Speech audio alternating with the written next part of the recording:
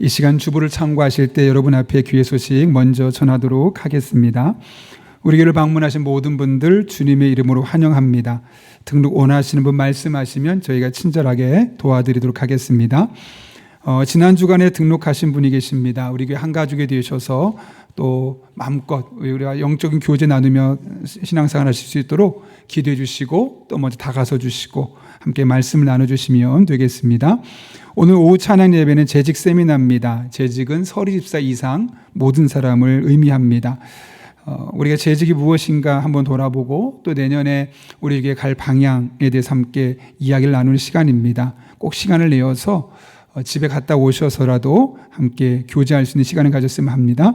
성탕 축하 발표회가 12월 21일에 있습니다. 오후 3시 이곳에서 하게 되는데 모든 부서들이 교육부서에서 일단 중심으로 하고 있는데 또 그 시간에 또 선물을 추첨하는 시간도 있습니다. 물품을 찬조하길 원하시는 분들은 사무실로 접수해 주시면 되겠습니다.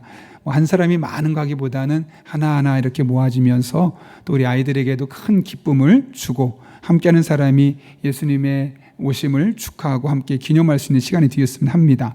리더 수련회가 돌아오는 토요일 오전 10시 30분에 이곳에서 외부 강사님과 함께 하게 되는데요. 리더분들 잘 기억하시고 함께 꼭 참석하시면 되겠습니다.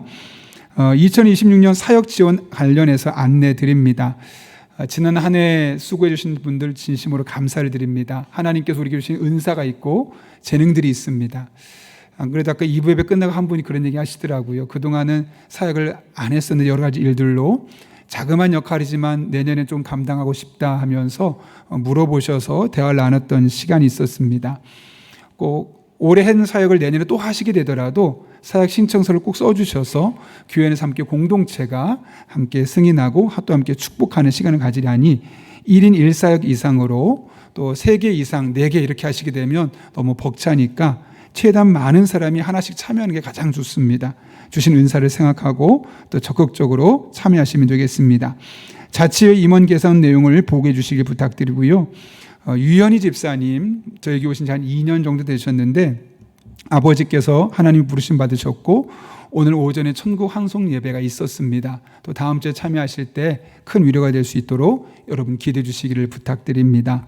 사랑의 성미되는 손길이 있습니다. 문규상 장서희 집사님 가정에서 자녀 대학 진학감사로 또 이슬기 정일의 집사님 가정에서 이사감사로 차현창 김도윤 집사님 가정에서 손주 출산감사로 사랑의 성미 있었습니다. 전량 어려운 이웃들을 섬기는데 사용하도록 하겠습니다. 더 자세한 내용들은 주보를 참고해 주시고 오늘 하나님께서 우리에게 주신 말씀은 시편 137편 1절부터 9절까지의 말씀 구약성경 902쪽에 있습니다.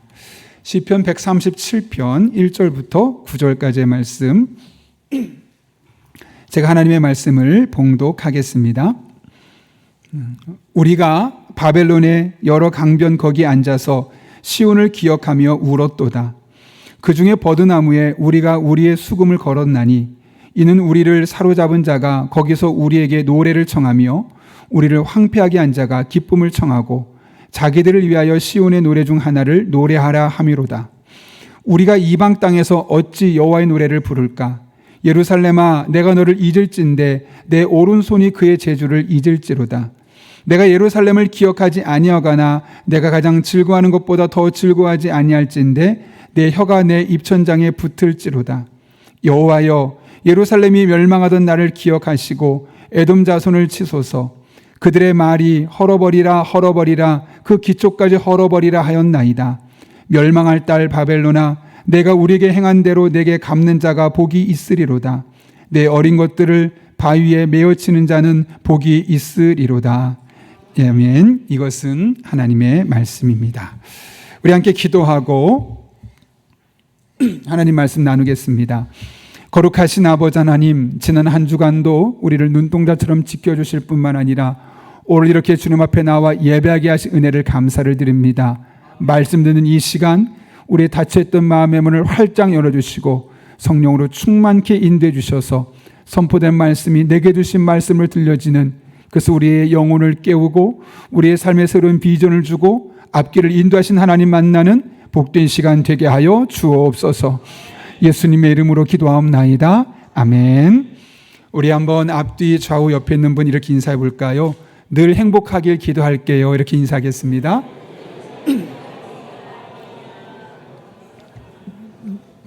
네, 제가 최근에 그 눈물의 신학, 그 눈물과 우리 신앙을 어떻게 좋아할 수 있을까에 관련된 책을 읽고 있다가 역설적 행복이라는 아주 독특한 표현을 하나 발견하게 되었습니다.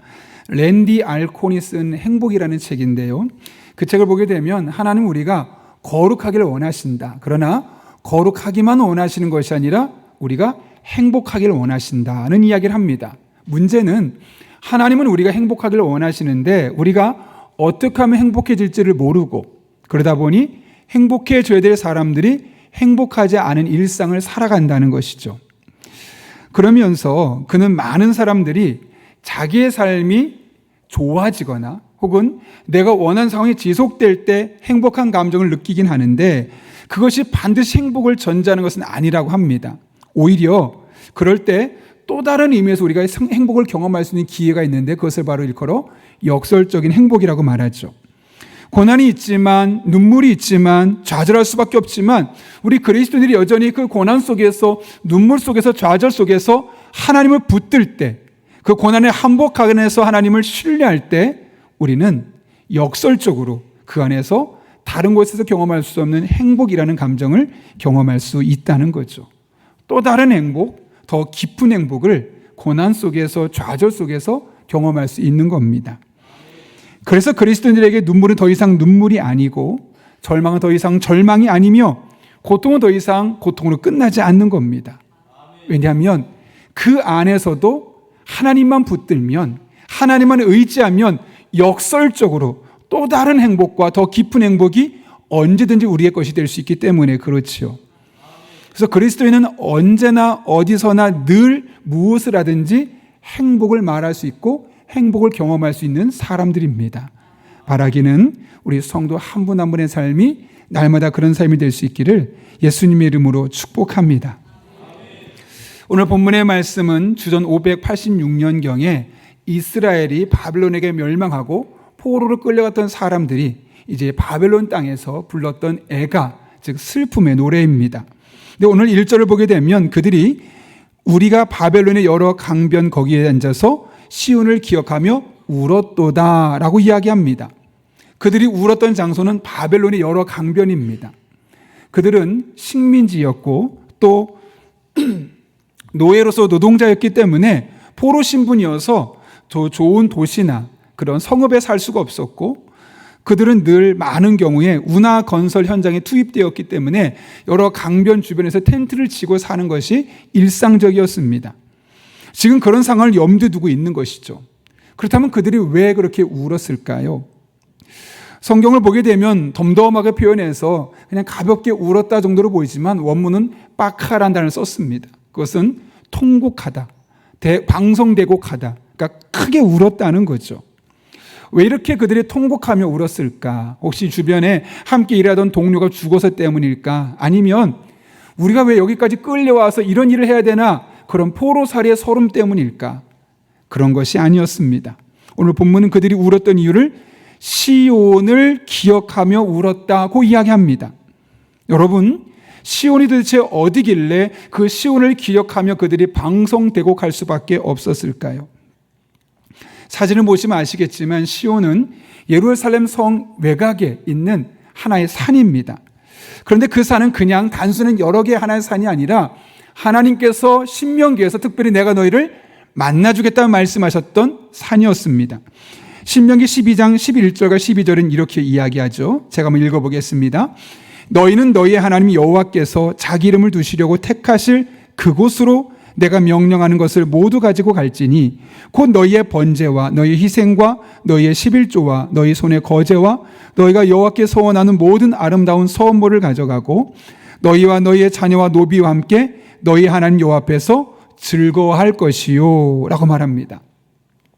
여기 시온을 어떤 것을 의미하냐면 여호와께서 자기 이름을 두시려고 선택한 곳이라고 표현합니다. 그냥 여러 개의 산이 아니라 하나님을 예배하는 곳, 하나님을 만나는 산이 바로 시온산이었음을 우리는 확인할 수 있는 것이죠.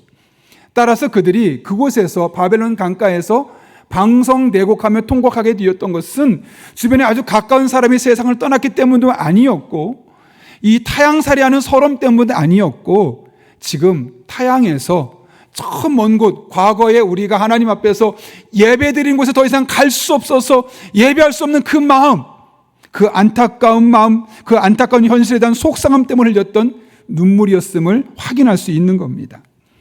오늘 2부 예배 중에 몇 주 동안 아파서 못 나오셨던 분이 오셨습니다.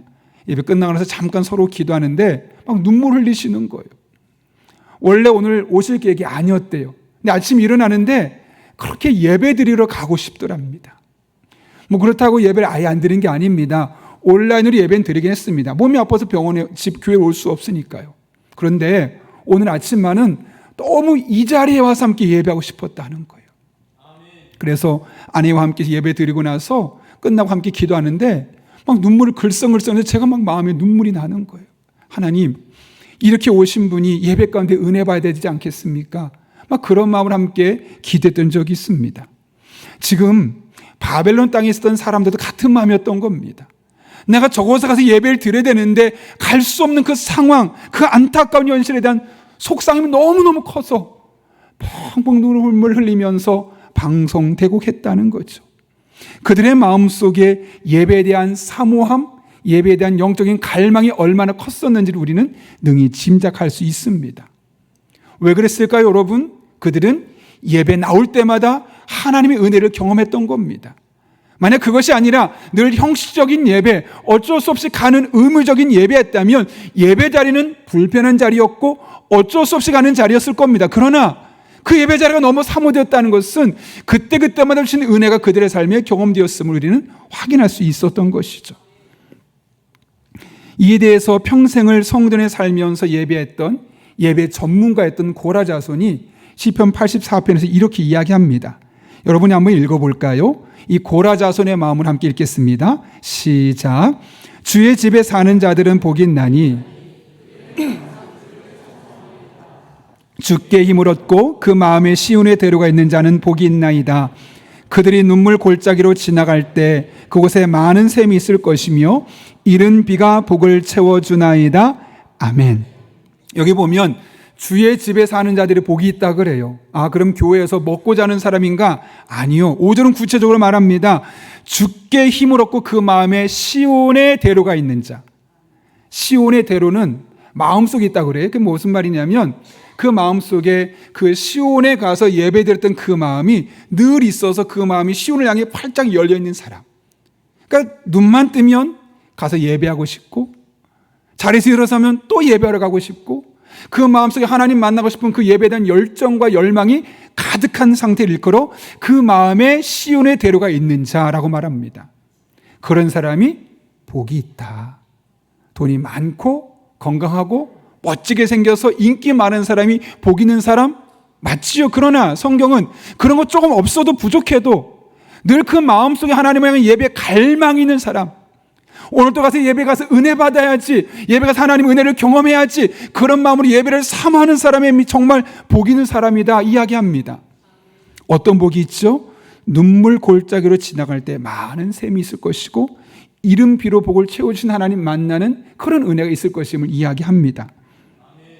그래서 이 시편 저자였던 고라 자손이 84편 10절 11절에서 계속 이어서 이렇게 이야기합니다. 여러분이 한번 여러분의 마음으로 감정이입해서 읽어볼게요. 자, 10절 11절 읽습니다. 시작.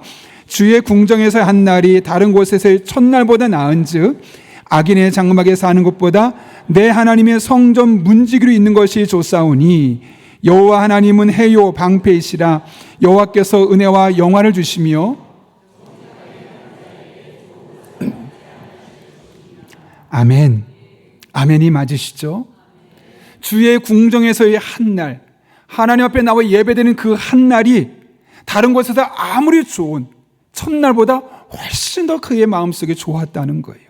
그래서 차라리 나는 내가 아무리 좋은 직업을 갖고 있고 아무리 연봉이 많은 직업을 갖고 있어도 다 내팽개치고 성전에서 문지기로 봉사하고 싶습니다. 그런 열망이 있을 만큼 하나님을 향한 그 마음의 시온의 대로가 활짝 열려 있었고 그 예배에서 하나님 만나고 싶었던 영적인 갈망이 넘쳐 있었음을 우리는 확인할 수 있는 것이죠. 제가 얼마 전에 에클레시아라는 책을 봤어요. 그 책을 보니까 한 20대 여자 청년의 이야기가 기록되어 있습니다. 꿈이 가수가 되는 것이었는데 하나님이 정말 복을 많이 주셔서 하는 대로 참 많은 길을 열어주셨어요. 오디션을 보는 족족 붙습니다. 그리고 이제 꽤 유명한 CF 감독들한테 러브콜이 옵니다. 우리와 함께 CF 좀 찍어보자. 그러다 보니 하고 싶은 거 다 했습니다. 정말 어느 것 하나 막힌 것이 없이 탄탄대로를 걸었습니다. 제가 아마 이름을 이야기하면 여러분들 알 수 있을 만한 그런 연예인입니다. 그런데 이렇게 잘 나가던 자매에게 큰 시련이 닥쳤습니다. 모든 게 다 잘 되고 있어요. 편안해요. 문제가 없어요. 그런데 갑자기 우울증이 온 거예요. 에이, 금방 낫겠지 뭐. 순간적으로 내 마음이 우울한 걸 거야 라는 바람과 다르게 점점 우울증은 깊어져 갔고 불면증으로 이어지게 되었습니다. 밤새 잠을 못 잡니다.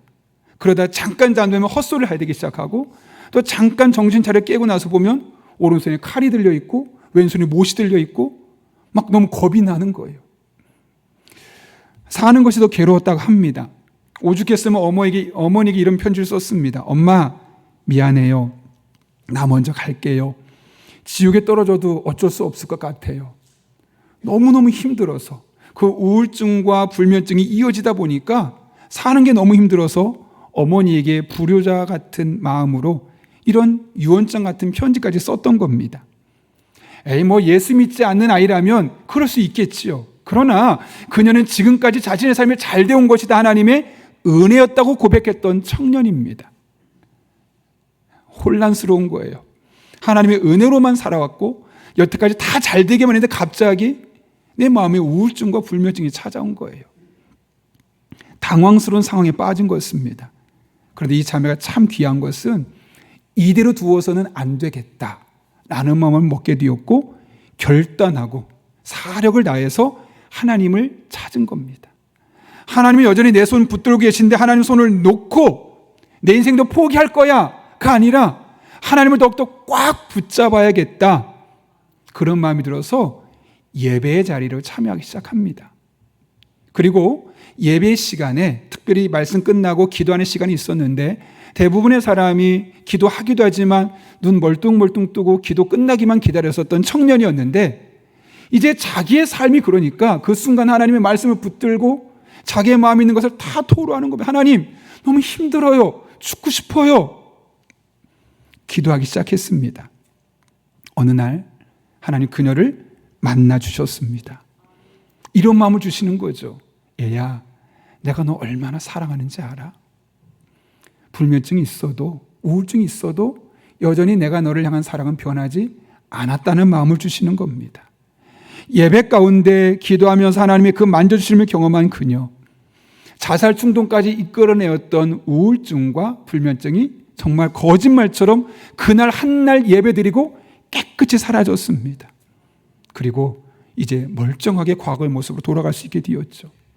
제가 그 책을 보고 나서 저절로 아멘이 고백에 나왔습니다. 그리고 제 마음속에 한 가지 소원과 함께 이런 기도를 드렸습니다. 하나님 아버지, 우리 교회가 그런 교회가 되었으면 좋겠습니다. 한 번의 예배로 마음에 큰 상처가 있고 마음에 병이 있던 사람이 치유될 수 있는 그런 예배. 성경의 말씀을 들었을 뿐인데 하나님의 말씀 붙들고 찬양했을 뿐인데 간절한 마음으로 기도했을 뿐인데 하나님을 만나서 그 삶의 문제가 해결될 수 있는 그런 예배, 우리 교회 예배가 그런 예배가 되었으면 좋겠습니다. 저희 교역자들은 매일 주일 아침에 7시에 모여서 여러분을 위해서 기도합니다. 어떤 기도를 하냐면 하나님, 오늘 드려지는 영아부, 유치부, 아동부, 중고등부, 청년부, 장년부 예배 성도들이 올 때 무거운 마음으로 오고 또 어두운 얼굴도 있을 텐데 오늘 와서 그 예배 속에서 하나님의 임재를 경험하고 돌아갈 때 그 무거웠던 마음은 가벼워질 수 있게 해주시고 어두웠던 얼굴은 밝아질 수 있게 해주십시오. 우리에게 모든 부서에서 그런 예배가 드려질 수 있게 해주십시오라고 주일 아침마다 교역자들과 함께 기도합니다. 저는 우리 예배가, 우리 교회 예배가 날마다 그런 예배가 되었으면 합니다. 여러분에게 오늘 드려지는 예배는 어떤 예배입니까? 지난주에 드렸던 똑같은 예배, 그냥 설교 본문만 달라지고 찬송만 달라지는 그런 예배입니까? 아니면 지난주에 경험한 하나님의 은혜는 이미 그때 경험했지만 오늘 주실 또 다른 하나님의 은혜를 기대하고 사모하며 와서 여러분의 답답한 마음을 풀어주시고 굳은 얼굴을 웃게 하시는 하나님 만나는 그런 복된 예배입니까?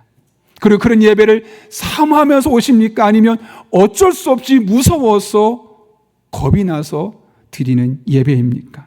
바라기는 우리의 예배는 하나님이 깊은 임재를 경험하고 우리의 잠자던 영혼이 일깨워지고 삶의 문제가 하나님으로 말미암아 풀려지는 그런 복된 예배가 될 수 있기를 바랍니다. 그래서 예배를 드리고 돌아가는 여러분의 얼굴을 보고 누군가가 오늘 무슨 좋은 일이 있었어요? 나도 좀 가르쳐 달라고, 뭐가 좋길래 그렇게 싱글벙글 웃으면서 그렇게 행복해질 수 있었느냐고 여러분의 배우자가 물어보고 여러분의 자녀들이 여러분의 웃음의 이유를 물을 수 있는 그런 복된 예배자가 될 수 있기를 예수님의 이름으로 축원합니다. 바벨론 강가에서 시온을 생각하며 울었던 이들이 또 다른 행동을 하나 취하게 됩니다. 오늘 본문을 보게 되면 2절에 이렇게 이야기하죠. 그 중에 버드나무에 우리가 우리의 수금을 걸었나니. 원문대로 하면 버드나무들에 수금들을 걸었다로 되어 있습니다. 이건 무엇을 의미하냐면, 여러분 아마 그런 장면 보셨을 거예요. 전쟁이 일어나면 어떤 일이 일어나면 사람을 죽이고 나서 목을 메어서 나무에 쫙 걸어놓은 장면 아마 영화에서 보셨을 겁니다. 지금 그런 느낌으로 섬뜩한 장면을 연출하고 있는 겁니다. 마치 그 버드나무들에 수금을 다 걸어놔서 멀리서 보면 그 나무에 사람이 걸려있는 것처럼 그런 모습을 보여주고 있는 거죠. 왜 이런 섬뜩한 광경을 연출했던 걸까요? 이어서 나오는 바벨론 사람들의 요구 때문이었습니다. 오늘 보면 3절 말씀 보면 바벨론 사람들이 노래를 하나 부르라고 하죠. 자, 어떤 노래인지 같이 읽어볼까요? 시작. 이는 우리를 사로잡은 자가 거기서 우리에게 노래를 청하며 우리를 황폐하게 한 자가 기쁨을 청하고 아멘. 노래 하나 불러달라는 거예요. 우리의 기쁨을 위해서. 근데 그 노래가 무슨 노래냐면 시온의 노래입니다. 그 시온의 노래가 많이 있었는데 그 중에 하나를 불러달라는 거죠. 그럼 여러분, 시온의 노래는 도대체 어떤 노래일까요? 아까 좀 전에 이야기했던 것처럼 시온이 어디였죠? 하나님께서 내가 너희를 만나주겠다라고 말씀하셨던 장소였습니다. 따라서 시온의 노래는 뭐냐면 그 하나님이 우리를 만나주시겠다 말씀하신 그 장소에서 하나님을 위해 만들어진 노래, 예배 찬송이었습니다. 근데 그 예배 찬송을 누구를 위해 불러달라고요? 나를 위해, 나를 즐겁게 하기 위해서 그 노래, 하나님을 위해 불러줄 노래를 나를 위해 불러달라는 겁니다. 남자들은 종종 군대 가면, 요즘은 안 그런지 모르겠지만 옛날에 그랬었어요. 야, 너 교회 다니니? 예. 그래? 찬송가 해봐.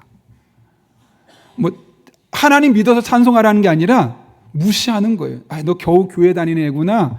찬송 한번 해봐. 이렇게 약간 비꼴고 비애난 그리듯이 사실은 그렇게 하는 거죠. 비슷한 맥락입니다. 하나님께만 부를 수 있도록 지어진 찬양인데 그걸 거룩한 예배곡을 자기를 괴롭혔던, 야, 우리를 위해 불러봐. 그것도 나를 위해서, 나를 기쁘게 해서 그 노래 한번 불러봐. 조롱입니다. 조소입니다. 기분이 좋을 리가 없지요.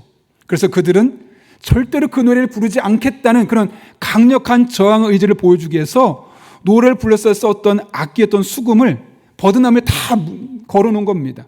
절대로 내가 너희들을 위해서 성전의 노래, 거룩한 노래를 부르지 않겠다. 그런 마음의 저항 정신을 보여주고 있는 겁니다. 심지어 5절에서는 수금을 타는 오른손을 쓸 수 없게 될 것이다. 6절에서는 내 혀가 입천장에 붙어서 노래를 부를 수 없다 하면서 그 노래를 부르지 않겠다고 저항하고 있는 것이죠. 그들을 괴롭히고 있던 이들에게 하나님의 찬양하는 노래를 함부로 할 수 없었다는 겁니다. 하나님의 이름이 업신당하는 것을 눈뜨고 볼 수 없었다는 것이죠. 그래서 그들은 소극적인 의미에서 노래를 부르지 않기로 선택합니다. 그런데 그 뒤에 이어지는 말씀 보게 되면 보다 적극적인 행동이 하나 나타나죠. 그게 바로 7절부터 9절까지 말씀인데 같이 한번 읽겠습니다. 시작. 여호와여, 예루살렘이 멸망하던 날을 기억하시고 에돔 자손을 치소서. 그들의 말이 멸망할 딸 바벨론아, 내가 우리에게 행한 대로 내가 갚는 자가 복이 있으리로다. 내 어린 것들을 바위에 메어치는 자는 복이 있으리로다. 아멘. 이스라엘 백성들이 바벨론 사람들 향한 기도입니다. 표면적으로 보면 우리를 공격했던 그들에 대해서 마치 저주하는 것처럼 보입니다.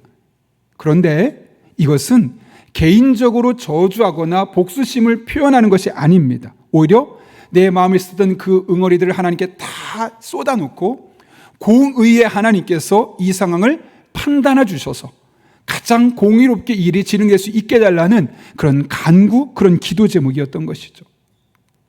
당신들 우리를 괴롭혔고 우리를 포로로 잡아갔는데 이제는 하나님의 이름을 마음대로 하나님의 이름을 부르도록 했던 그 찬양을 너희들 위해 하라고 화가 나네? 가서 싸우지 않았습니다. 칼 들고 그들에게 찾아가서 싸우지 않고 공격하지 않았습니다. 대신 기도하면서 이 모든 결과를 하나님의 공의로우심에 맡기고 있는 것이죠. 왜냐하면 인간의 복수는 또 다른 유혈사태와 복수심을 낳지만 하나님의 공의로운 판단은 항상 최선의 결과를 가져오기 때문에 그렇습니다. 이찬수 목사님 너무 잘 알고 계시죠. 제가 오래전에 그분의 간증을 들었던 기억이 있는데요. 그분의 목사님은 이상구 목사님이라고 그러세요. 대구에서 교회를 개척해서 자그마한 사이즈를 계속 목회하고 있었는데 그 자그마한 교회 성도들의 갈등이 너무 심한 거예요.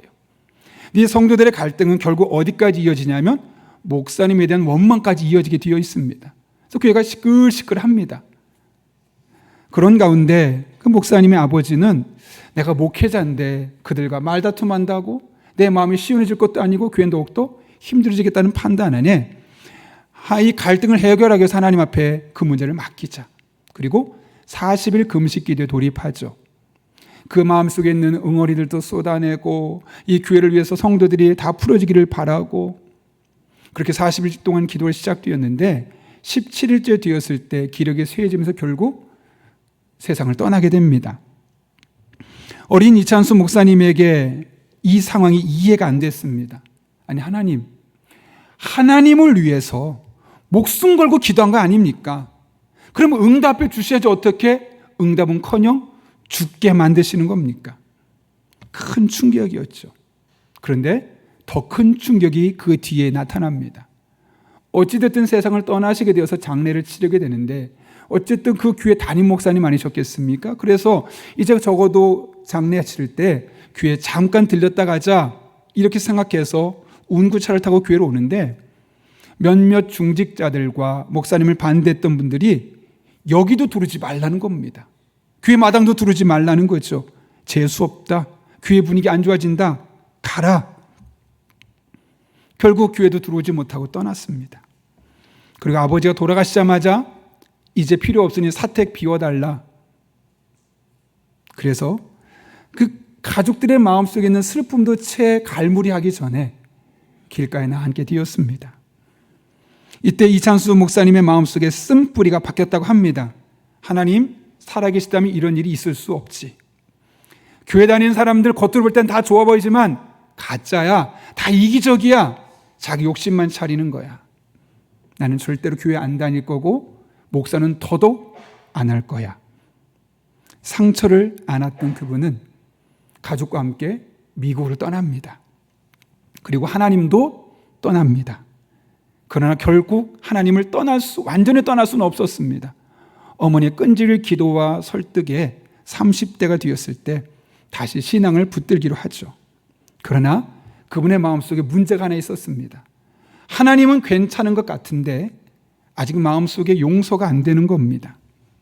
과거에 아버지를 힘들게 했었고 또 아버지가 떠나갔을 때 교회 마당도 못 들게 했던 성도들의 이 마음의 상처가 너무나 컸어. 하나님 앞에 간절히 기도합니다. 하나님께서 그 문제를 놓고 기도할 때 그 마음을 만져주십니다. 기도 중에 약간 환상처럼 느껴지는 것이 예수님께서 박수를 치면서 환하게 웃고 계신데 그 앞에 아버지가 서 있는 겁니다. 마치 예수님께서 아버지에게 그동안 수고했다. 내가 너의 모든 기도를 다 들었어. 받았어. 라면서 위로하는 것처럼 느껴졌다는 거죠. 그동안 우리 아버지는 실패한 목회자야. 교회도 작았고 문제가 있는 교회였고 심지어 죽고 나서도 성도들이 외면을 받은 목사님이기 때문에 우리 아버지는 실패한 목회자야 라는 의식이 있었죠. 그리고 어린 시절에 그 교회는 나쁜 교회야 라고만 생각했는데 그게 아니었던 거죠. 하나님은 아버지의 모든 기도를 다 들으셨고 목회를 향한 열정을 다 기억하셨을 뿐만 아니라 오히려 아들인 자신을 통해서 그 눈물의 열매를 거두게 하실 것이라는 오히려 소명을 그때 확인하게 된 겁니다. 아버지가 통해 이루지 못한 일을 나를 통해 하나님께서 이루시겠구나. 그런 마음으로 그렇게 원망하며 떠났던 한국으로 다시 돌아와서 신학을 공부하고 목회자가 되었습니다. 그 이후에 분당 우리를 개척하면서 하나의 철칙같이 생각했던 것이 우리 교회는 상처를 증오로 되갚는 교회가 아니라 오히려 상처 입은 자들을 위로하고 치유하는 교회가 되어야겠다. 그래서 피어 중에 앞에가 뭡니까? 우는 자들과 함께 울고. 그 표가 그래서 나온 겁니다. 그냥 멋있으라고 한 게 아니라. 여러분, 우리도 살다 보면 똑같은 케이스는 아니겠지만 참 억울한 일들이 생깁니다. 황당한 일도 겪을 수 있습니다. 그럴 때 아마 맞서 싸우고 싶을 겁니다. 너무 억울해서 내가 이렇게까지 살아야 되나 싶은 마음이 생길 수 있을 겁니다. 그러나 싸운다고 공격한다고 그 문제는 결코 해결되지 않습니다. 그럴 때일수록 하나님께 나오십시오. 하나님께 기도하며 그 문제를 맡기시면 공의의 하나님께서 내 생각보다 내 실력보다 내 경험보다 완벽한 방법으로 길을 만들어주시고 길을 열어주셔서 최선의 결과를 우리에게 허락하여 주실 것입니다. 때로는 새로운 소명을 주시기도 할 것이고 반드시 새로운 길을 열어주셔서 억울한 문제를 풀어주신 하나님을 만나게 될 것입니다. 바라기는 우리 성도 한 분 한 분의 삶에 날마다 이런 은혜가 경험될 수 있기를 간절히 축원합니다. 우리 이 시간 우리를 이렇게 은혜 베푸시기 위해서 이 땅에 오신 예수님, 그분의 십자가의 사랑을 다시 한번 기억하며 하나님, 저의 삶에 억울함이 있습니다. 저의 삶에 힘듦이 있습니다. 그러나 하나님께 믿음으로 기도하며 나아갈 때 나를 만나주시고 만져주시고 길을 열어 주옵소서. 그런 믿음의 고백으로 함께 찬양하겠습니다.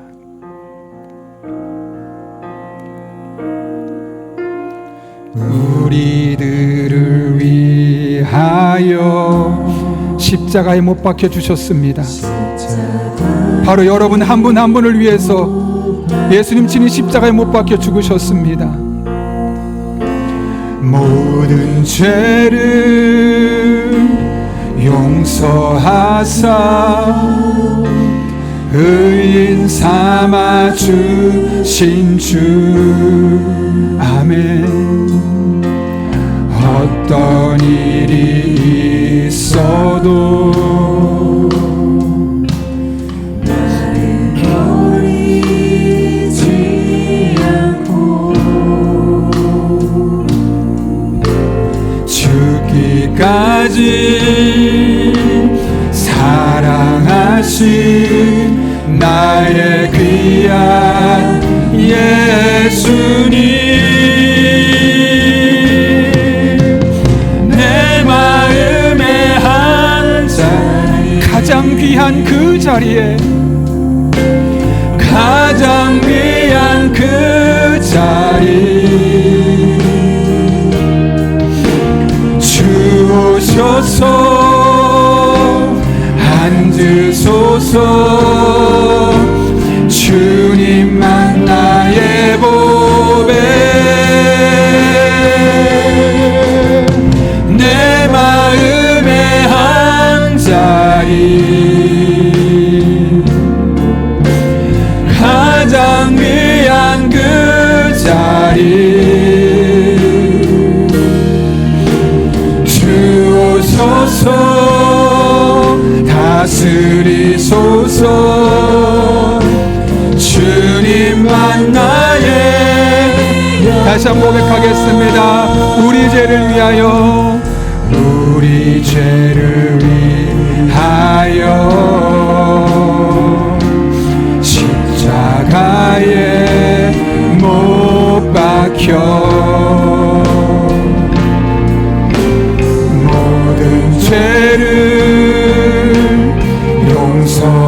하사 의인 삼아주. 어떤 일이 있어도 우리를 버리지 않으십니다. 어떤 일이 있어도 나를 버리 죽기까지 사랑하신 귀한 예수님을 묵상하며 찬양합니다. 죽기까지 사랑하신 나의 귀한, 우리의 마음속에 함께 모시며 찬양합니다.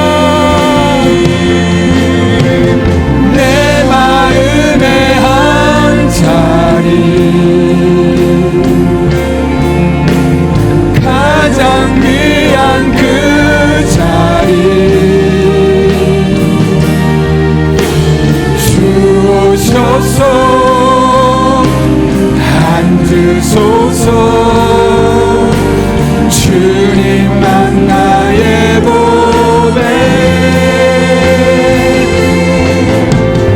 내 마음의 한 자리 가장 귀한 그 자리 주오셔서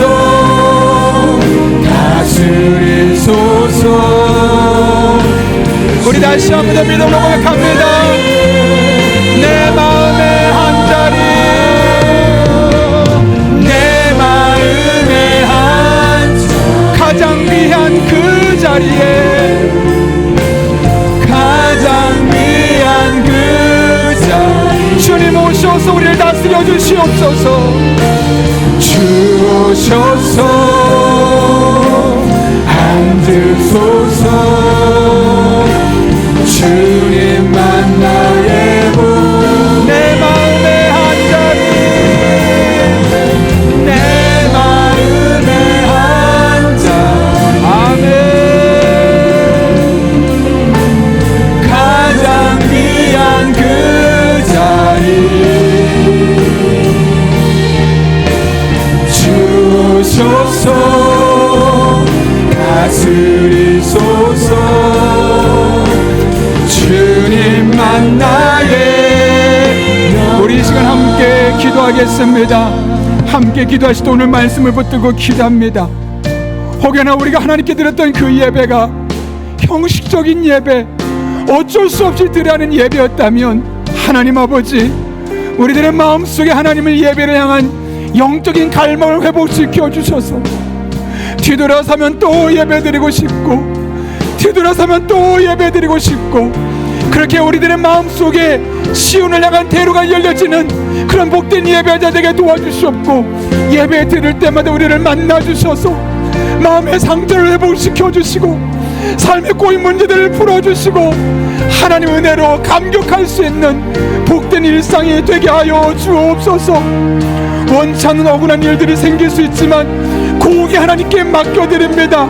친히 함께 주셔서 길을 열어주시고 새롭게 하여 주시고 가장 선한 길로 복된 길로 이끌어 주옵소서. 이런 믿음의 기도 제목 가지고 하나님 앞에 간절한 마음으로 함께 한 1, 2분 정도입니다. 기도하겠습니다. 거룩하신 아버지 하나님, 우리 예배 생활을 돌아봅니다. 형식적이었습니다. 늘 드린 예배였기 때문에 드렸습니다.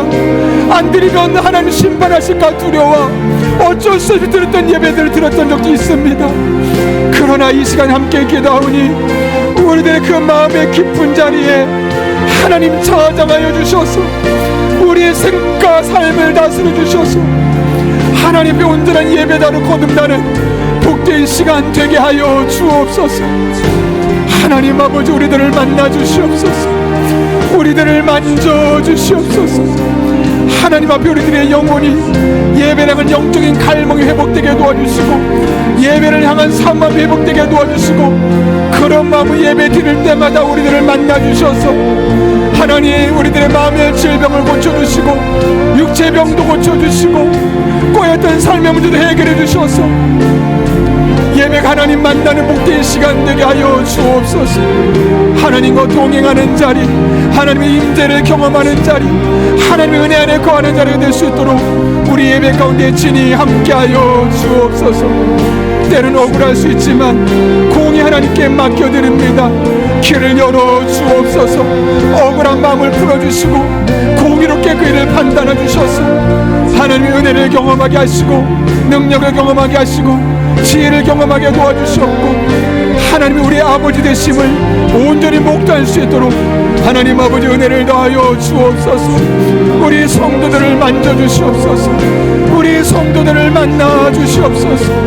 입을 열어 기도할 때 하나님의 은혜가 부어지게 하시고 능력이 나타나게 하여 주옵소서.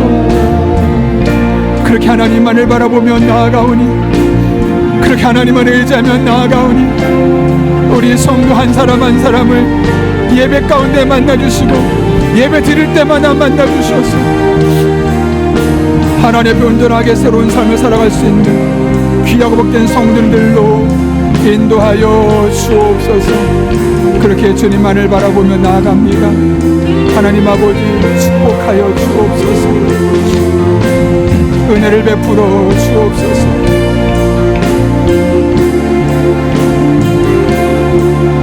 하나님 아버지 그렇게 우리 성도들을 만져주시고 만나주셔서 사람들에게 위로받지 못하고 해결받지 못했지만 하나님 안에서 풀려지고 해결받게 하여 주옵소서.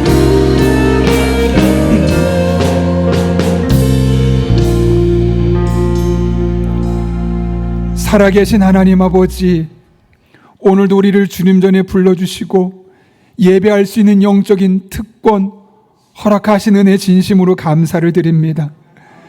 드리고 싶어도 못 드린 사람이 얼마나 많은데 우리를 불러주셔서 예배하게 하신 아버지 하나님, 오늘 예배를 통해서 하나님을 향한 영적인 갈망이 회복되게 도와주시고 예배를 통한 예배를 통한 사모함이 다시 한번 회복되게 도와주셔서 집으로 돌아가 또 예배하고 싶고 그런 마음으로 주님 앞에 나와 예배할 때마다 상한 마음을 치유하여 주시고 병든 몸을 고쳐주시고 삶의 꼬인 문제들을 풀어주신 하나님 만나는 복된 예배, 그런 예배자들 되게 하여 주옵소서.